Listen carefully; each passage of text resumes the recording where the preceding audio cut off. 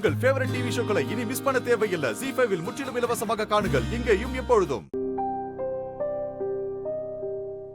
நல்லா இருக்கே மேடமோட கதை. எப்ப நினைக்கிறாங்களோ ஆபீஸ்க்கு வருவாங்க, எப்ப நினைக்கிறாங்களோ ஆபீஸை விட்டு போவாங்க. அதுவும் இல்லாம பெருசா ஆபீஸ்ல வேலை செய்யறதும் இல்ல. இவங்களுக்கு எல்லாமே அலௌட். எவ்வளவு ஸ்மார்ட்டா இருக்காங்க. ரொம்ப சீக்கிரமாவே மோகன் சாருக்கு க்ளோஸ் ஆயிட்டாங்க.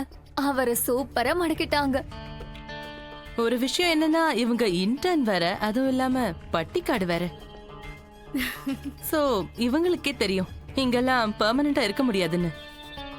அதனாலதான் இங்க பெர்மனண்டா இருக்கிறதுக்காக சரியான ஆட்டம் ஆடி இருக்காங்க.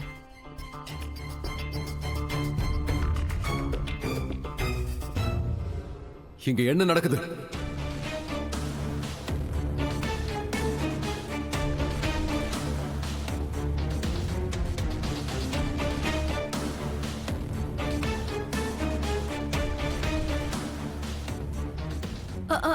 அது ஒண்ணும் இல்ல சார்.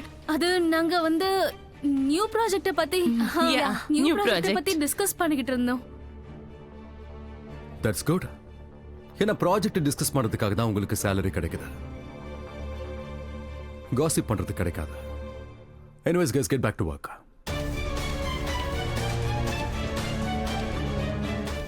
ராதா என்னோட கேபினுக்கு வா.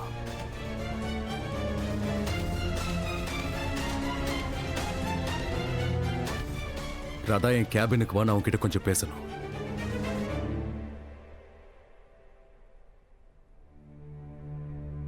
இங்க பாரு, நான் உனக்கு பாஸ். கொஞ்சமாவது மரியாதை கூட. கேபினுக்கு வான்னு சொல்றல.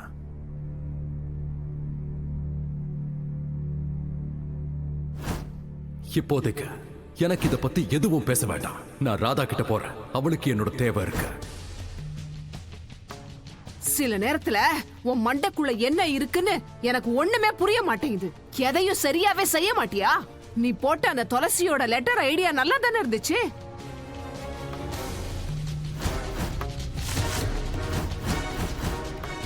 தேவையில்லாம நடுவுல பூந்து எதுக்காக குட்டைய குழப்பின?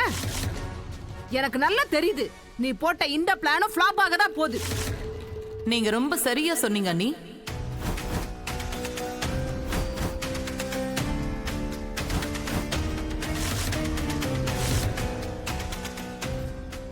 ராதாவையும் மோகனையும் பிரிக்கணும்னு தாமணி போட்டிருக்கிற பிளான் டோட்டல் ஃபிளாப் தான் ஆக போகுது.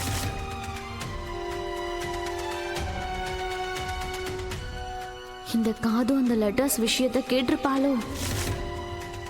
உங்க அம்மா சொல்றது ரொம்ப கரெக்ட் தான் தாமணி. அப்பப்ப அவங்களும் சரியா தான் பேசுறாங்க. உன்னோட இந்த பிளான் நீ எவ்வளவு பெரிய முட்டாள் அப்படிங்கறத காட்ட போகுது.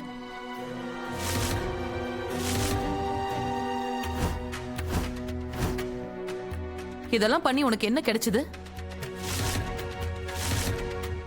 நீ டிவோர்ஸ் பேப்பர்ஸ வீட்டுக்கு வர வச்சுட்ட. ஆனா மோகன் அதுல சைன் பண்ணிடுவான் அப்படின்னு உனக்கு நிச்சயமா தெரியுமா?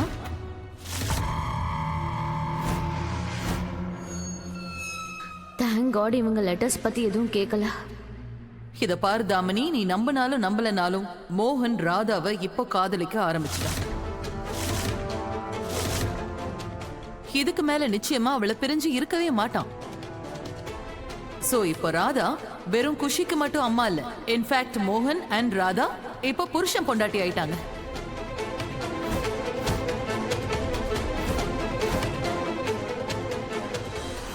புருஷன் பொண்டாட்டியா?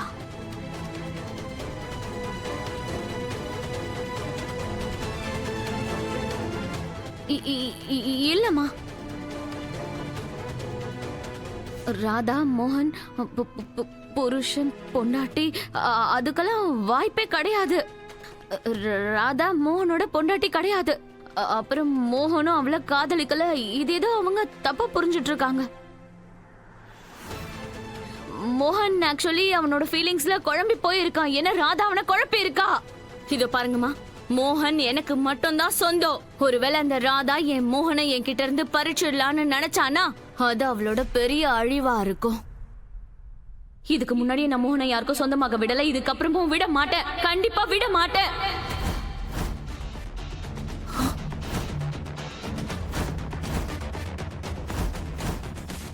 கடவுளே, இந்த பொண்ணு எதுக்காக இப்படி உளறிக்கிட்டு இருக்கா? அவ தலையில அவளே மண்ணள்ளி கொட்டிக்க போறா போல இருக்கே. என்ன சொன்ன நீ இப்போ?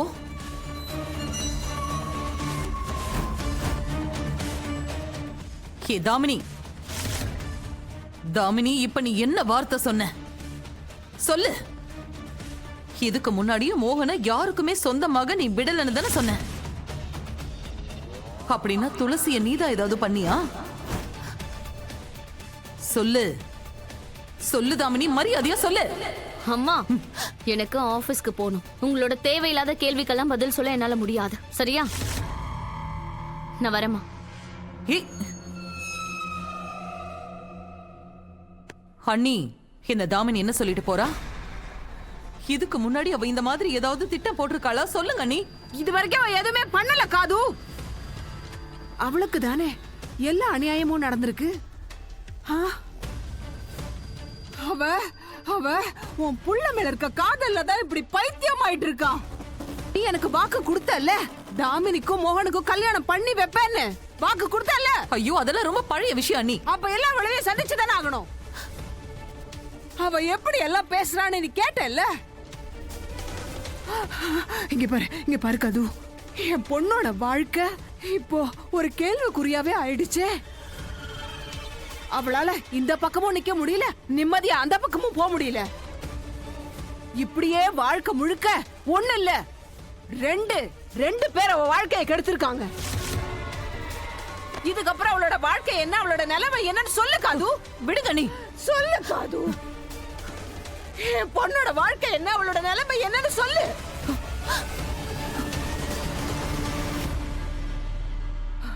அட கடவுளே, நல்ல வேலை காது கிளம்பி போயிட்டா. இல்லனா அவகிட்ட நான் நல்லா மாட்டி இருந்திருப்பேனே. இதுக்கு முன்னாடி நான் மோகனை யாருக்கும் சொந்தமாக விடல, இதுக்கப்புறமும் விட மாட்டேன். கண்டிப்பா விட மாட்டேன்.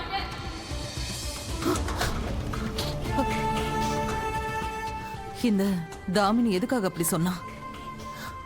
அப்படின்னா அப்ப துளசி மரணத்துக்கும் இவளுக்கும் சம்பந்தம் இருக்குமா?